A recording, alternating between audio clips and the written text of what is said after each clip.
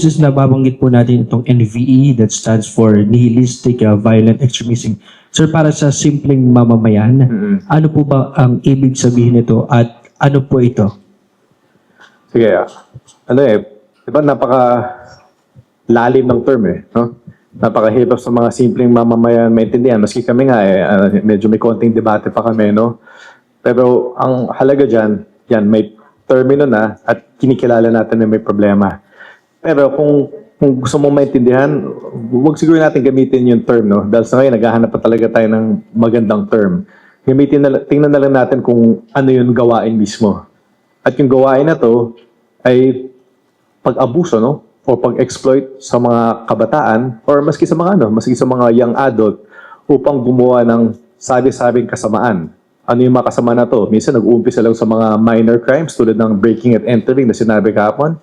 Minsan aabot niya sa production of CSAM, minsan sa self-mutilation, parang minsan hurting animals or pets, at hanggang umabot na sa punto na magkaroon tayo ng mass casualty event, no?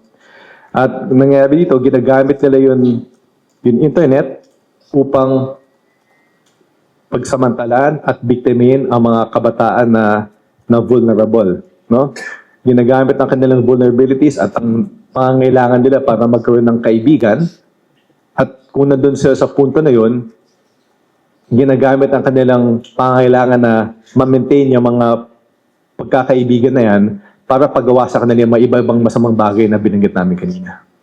Paano po kung sakaling magkaroon pa ng incident, ano po yung gagawin natin habang wala pa itong gusto nating isulong na batas?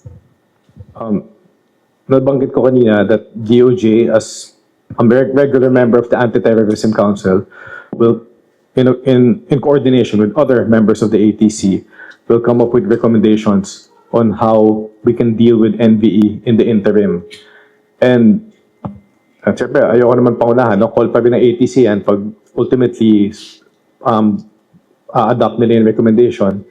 Isang recommendation namin would be to do what other countries are doing, no? To use counter-terrorism mechanisms to address the problem of NVE. Bakit namin naisip yun? It's not just because ginagawa ng ibang bansa yun, but because it makes a lot of sense, no?